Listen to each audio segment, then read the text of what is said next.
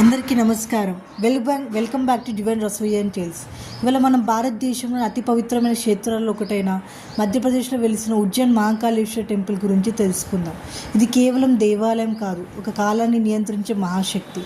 పురాణ కాలంలో ఉజ్జయిన్ ప్రాంతంలో ఒక పేద బ్రాహ్మణుడు ఉండేవారు. ఆయనకు ఒక చిన్న కొడుకు. ఆ బాలుడికి శివుడికి అపారమైన భక్తి కలవాడు. ప్రతిరోజు అడవికి వెళ్ళి ఒక చిన్న రాయి ముందుంచి దానినే శివుడిగా భావించి పూజ చేసేవాడు. పూలు సమర్పిస్తూ ఓం నమ శివాయ అంటూ ప్రార్థించేవారు. ఒకరోజు ఆ ప్రాంతాన్ని దూషణ అనే రాక్షసుడు ఆ ప్రాంతంలోకి వచ్చి ప్రజలను భయపెట్టడం మొదలుపెట్టాడు.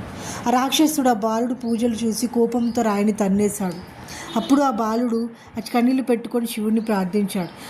దూషణ చేసిన పరాక్రమాలు ఎన్నో, నా దేవుడు నన్ను కాపాడు అని ఆ బాలుడు శివుణ్ణి వేడుకున్నాడు. దూషణుడు ఎన్నో ప్రకంపనలు చేస్తూ ఉన్నాడు. ఆ భక్తి చూసి భూమి కంపించింది. ఒక భయంకరమైన గర్జనతోటి శివుడు భూమిని చీల్చుకొని మహాకాళేశ్వరుడి రూపంలో, మహాశక్తి స్వరూపమైన రూపంలో మహాకాళేశ్వరుడుగా అవతరించాడు. ఆ ఒక్క క్షణంలోనే ఆ రాక్షసుని సంహరించాడు. ఆ తరువాత ఆ చిన్న భక్తుడి కోరిక మేరకు అక్కడే జ్యోతిర్లింగంగా స్థిరపడ్డాడు. అదే ఈరోజు మనం దర్శించే మహాకాళేశ్వరుడు. ఉజ్జయిన్ మహాకాళేశ్వరుడు చాలా పవిత్రమైన, చాలా శక్తివంతమైన ఒక జ్యోతిర్లింగం. ఇది ప్రత్యేకత ఏమిటంటే ప్రతిరోజు జరిగే ఒక భస్మ హారతి. శ్మశాన భస్మంతో చేసే హారతి ప్రపంచంలో ఎక్కడ కనిపించదు. మరియు ఈ శివలింగం దక్షిణ దిశగా ఉంటుంది. ఇది కాలం, మరణం మీద అధికారం సూచిస్తుంది. ఇలాంటి మరిన్ని మంచి వీడియోస్కి